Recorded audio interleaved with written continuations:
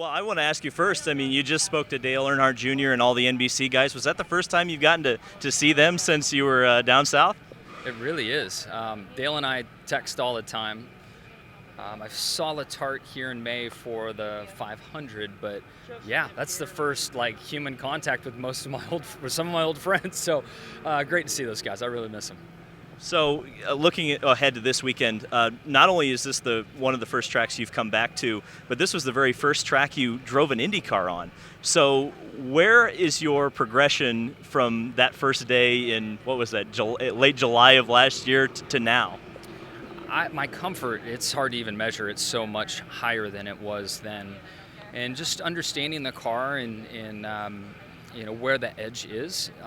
Also, the areas to attack in IndyCar are the opposite areas of where you would attack in a Cup car. So, I'm getting closer. I know that it's hard to see for some on the outside, especially when you're just looking at stats of a session result. But I'm doing so much better, getting so much more comfortable with the car, and very excited to be back to a track that I've raced on before, and hope that my ceiling from the first trip here is now my floor, and I can go up. So obviously I think that was a big theme of your weekend last weekend. I think you were really strong. I think a lot of people looked at the accidents, as a negative point, but you really were doing pretty solidly until it kind of all fell apart. So, what is a reasonable expectation for you here, especially considering that you've run this track before? Do you think you can get a top 15 out of it? Yeah, I think so. I mean, I think on pace, a good goal would be to break into the teens in qualifying. I've finished in the teens in races before, and kind of depending on how a race shakes out, I think a top 15 would be a realistic goal for this weekend, and get in there and drive the wheels off this Carvana Honda and see what happens. Obviously, this is a big weekend. Obviously, it's the first with fans doubleheader between IndyCar and NASCAR. You're probably the most educated man to ask about this on the subject. Is that are you tempted by stock cars on the road course, or are you kind of along with a lot of the other folks who like Kevin Harvick or Kyle Busch, who are lamenting the fact that they don't get to race on the oval anymore? I have great respect for all forms of racing, all directions on a track, road course, oval, whatever it might be. I do get the irritation of not running on the oval. It is the Brickyard. That's where we want to race. Maybe I'm a little too corporate at times, but I can see the big picture, and I don't fault NASCAR for trying. And if it doesn't work, they can easily go back to the oval next year. So we'll see how it shakes out. I do think they have a strong data point with the Xfinity race on the road course last year. Very entertaining, amazing event, and I think the Cup guys can put on an equally cool show. Final question. I know you mentioned in the Zoom press conference a couple of weeks ago that you were planning on testing at Homestead. Do you have any more details to share about that particular test? The test, I'm going to be on an oval soon. We would love to put me on the Texas track with the history that IndyCar has and my team. So Homestead was the only track that was available. There's been a few dates that have opened on the Texas track, so we're trying to shift things around on the team side to get me to Texas instead. But either way, before August is up, I will be on an oval somewhere driving an IndyCar. We're just not sure which track just yet.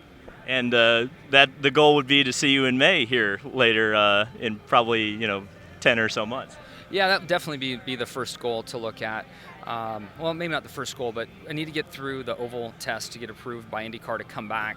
I'd love to come here in the fall and do the rookie orientation, get that experience under my belt to help me make a better decision on May and what I'd want to do then. Helio Castroneves, welcome back to the Indianapolis Motor Speedway. Obviously, you had a pretty big moment here in Victory Lane in May. I would like to ask you about a photograph that we saw come out a few weeks ago with all of the four-time winners. Can you tell me about that moment, or even describe what that was like? That was incredible. To be among those gods of racing, it was absolutely I feel I'm a blessed person, and it was great to hear these stories. I'm sure they're tired because they've been doing this for so many times, so many years, but for me it was just special. Helio, moving on to the road course here at the Indianapolis Motor Speedway, this is one of the few tracks you actually got to race here last year. So what does that do for your confidence level coming in, especially like after Nashville, where you scored a top 10 at a track that's very, very difficult with a one-off program, kind of similar to what you did at the Indianapolis 500. But what are your reasonable expectations for this weekend? Look, I'm going to continue to follow the same plan that we have. We got to do as many laps as possible to get the rhythm, to try things, getting comfortable with the car. Everyone is they already raced here in before the GP, before the Indy 500, so they're in a different level. Let's put it this way. Confident for me is high up there, because coming from a good result at Nashville, it just bring you up to speed. But you got to understand, it's a competitive series, competitive drivers. You just got to be believing on the process. And so that we can be even better ready and better prepared for 2022. And that's a great segue into my next question, which is, you have a big commitment now from Meyer-Shank Racing.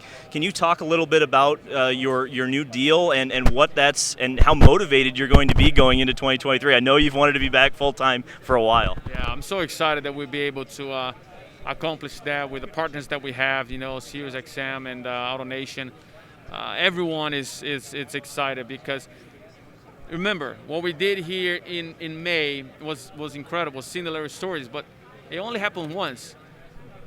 To happen again, we got to be even more prepared, and having this whole full season is definitely going to prepare us for coming be here better and ready for another win.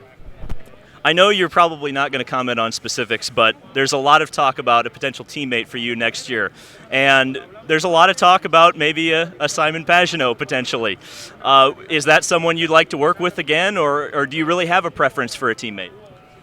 What I'm looking for a teammate is to make myself not only to work together or in a good environment, because we're going to spend the whole year together. That's extremely important for any race team. You don't want to have issues with anyone. Second is someone that I have experience, someone that it can help add to this young, incredible, amazing MSR team. So having, if it's an experienced guy or a young guy eager to work together, it's just going to help everyone to go to the top. So hopefully, whoever it is, I'm welcoming them with their arms wide open, and hopefully we can have a great results together. Final question for me. An 85-lap race seems the common idea is that it's going to be a race where you can split strategy. You can either go to a 3-stop, no fuel save, or you can go a 2-stop. What sort of a strategy do you prefer to run? Do you like to fuel save? I know many drivers don't like to do that. In terms of strategy, you got to go with the flow. It depends how you feel, how fast you are, and things like that. It's not decide on the race day. It's decide. There is a calculation that you can do through the weekend, and let's see how it goes. Okay. Obviously, Felix, you had a kind of breakthrough weekend with McLaren last week. What started clicking? You guys were obviously had great pace last weekend. Yeah, it's just one of those. I think we did our homework well before we got there in the simulator and all that, and found a setup of the car that just felt good straight away. And I think that's what we've been missing a little bit previously this year. Just never got into a good rhythm in practice and on the red tires and all that. So it was just a very smooth lead up to the race, which obviously the race was chaotic, but I think we kind of expected a little bit more from the race, but still I think it was a good step in the right direction. We're not happy with P8, even if it's the best result of the year, but we definitely want more. But that's exactly the trend we need to be going for these last couple of races. And hopefully here we had a tough run here, both me and Pato, early this year, so hopefully we can come back and be way stronger this weekend here. So where was the deficiency here last time? Obviously, we've raced here 5 times in the last year. Where did you miss, and maybe where can you make some of that up this weekend? I mean, this place is tricky, man. Sometimes you come here and the guy who was on pole the previous time is like P15, and then the guy who was P20 is on pole. It just, I don't know what it is with Indy road course, but you always think you have it figured out, but every time you come here, there's something new, and I don't know, maybe just really sensitive to the temperature or the tires, and I feel like you have to be very open and kind of like ready to go. You know, maybe you start practice and everything is good, and you just, okay, let's keep doing what we're doing, or maybe you just like 1 second off the pace and you have to change everything. So yeah, I think we just didn't nail it last time. It was a tough one. We had Montoya with us that weekend as well, and all the three of us were really struggling in the race. But yeah, I mean, it's been a long time since then, and we really put a lot of emphasis on this race to be strong here, and hopefully everything we learned is going to pay off. I'm sure we're going to see that today. 85 laps. Sounds like the strategy will be open up. How do you feel about these sort of races? I mean, what is your kind of go-to strategy? Do you ever want to save fuel, or do you always want to just do a 3-stop and just go as fast as you can? Well, it's hard. I think it depends on your fuel efficiency. I mean, I think we've seen some of the Honda guys have been really good on the efficiency. So depends also what happens. If it's on the edge, I'd say maybe you have to go for a 3-stopper, but man, it's so hard to predict beforehand. I think we're all trying the best to make the best predictions, but then it normally goes out the window, and yeah, we'll see. I think in general the fuel-saving races might not be as fun. I mean, if they kind of nail it between, if you can do maybe a 3-stopper, maybe a 2-stopper, those races are the best. But yeah, we'll see what the majority of the group will do. Obviously, last weekend there was a big announcement. McLaren bought a majority share in your team. And during that press conference, Zach Brown expressed his commitment to you going forward. What does that do for your confidence and just having that commitment from the team behind you? Well, I think it's important, I've definitely felt good support through the whole team this whole season, and it's been a nightmare season. I'm not gonna hide that fact, and it's been tough, not only with luck, but just pure pace in some cases, especially on the road course. I think we've been super good on the ovals. We've been decent on the street tracks, but on the road courses, it's been a struggle this year. And that's why I feel really pumped about this week. It's been a while since we went to a road course, and hopefully we can just come out way stronger here and have a good run. And yeah, as you say, the commitment from Zach has, I never felt.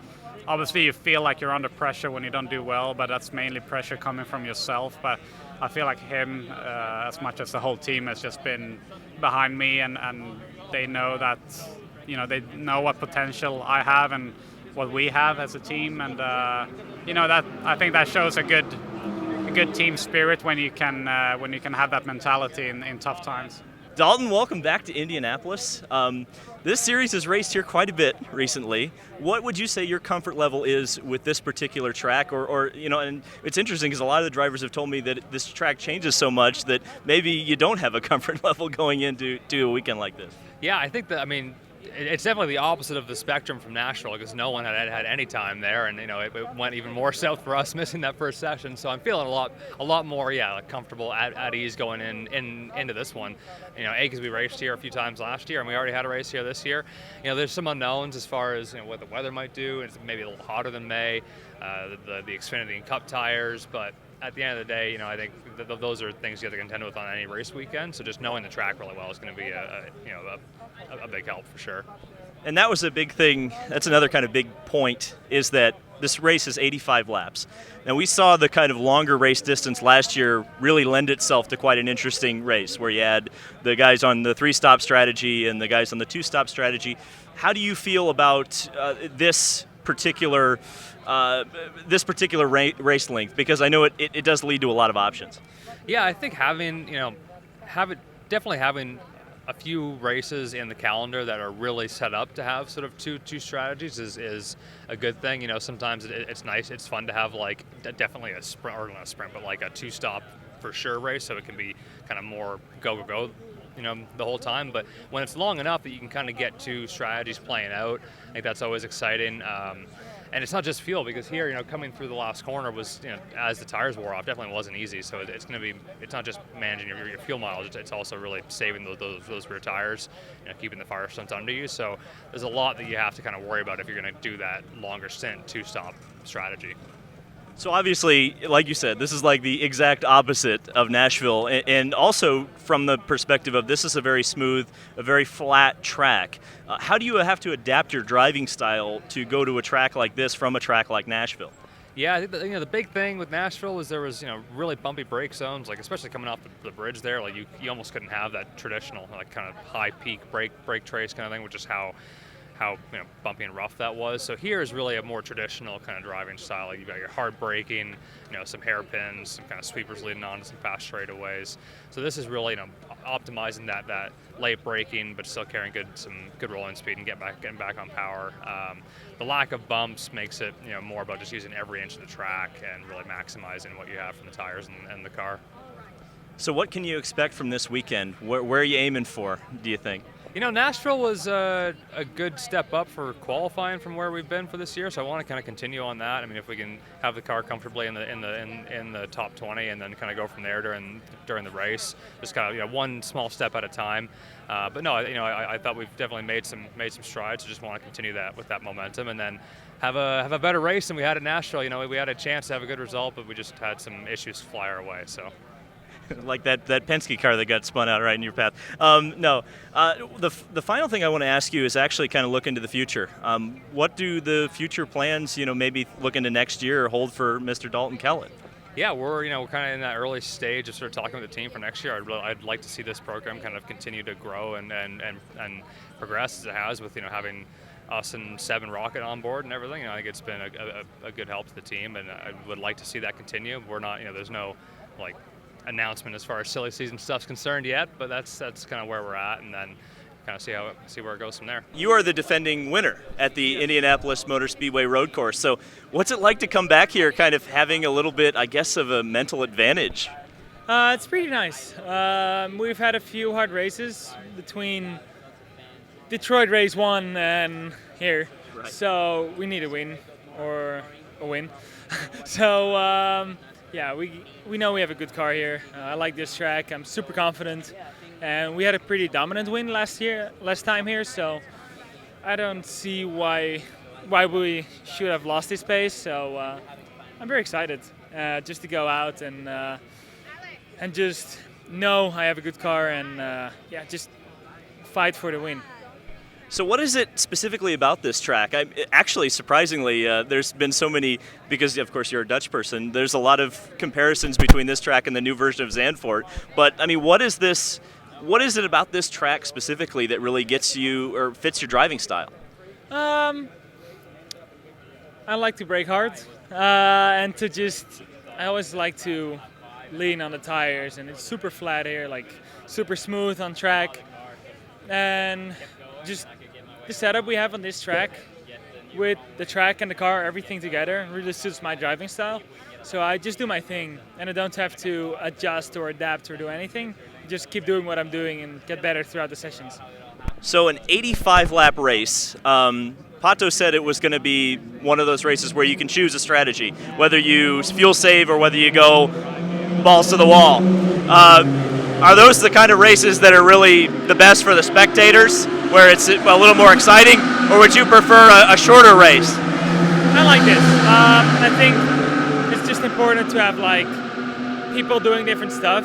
So you get slow guys that are on old tires, fast guys that are just new on tires, pushing to get an undercut or something. So I like it, and I think it kind of, nobody's equal, right, or not everyone's equal. So there's going to be some shuffling around and some good racing. So I think it's definitely what every race needs. So obviously, you're in your second year with the Ed Carpenter Racing team. I believe you're heading into your third. So tell me a little bit about how you've been able to adapt to this team and how you've gelled with them, because you have had some great successes, even if the recent races haven't been so great. Yeah, so first of all, Ed Carpenter gave me the opportunity to test in an IndyCar, and then he, gave me a contract for my first IndyCar season. So then I had the opportunity to show what I could do, and he always trusted me, and I haven't had the nicest, cleanest start, with Texas and everything, and there's a lot of new stuff. But I'm not the first guy at Carpenter Racing that has to learn everything. So everyone's super patient, and everyone helps me to understand everything, and it's just a very nice atmosphere and a very nice way of, there's no pressure on me at all from the team. They just want me to do the best I can, and whatever result that's going to be, it's going to be. But this weekend is going to be a win. That's a guarantee. Okay, last thing, and it's a fun one, because one of your crew members told me that you are a big fan of the word yeet. How did you discover yeet, and what does it mean to you? Well, first of all, we have 3 drivers in the team. We got Connor, well, no explanation, Connor. Then we got Ed, who is like dad. And then there's me, who is like before puberty child.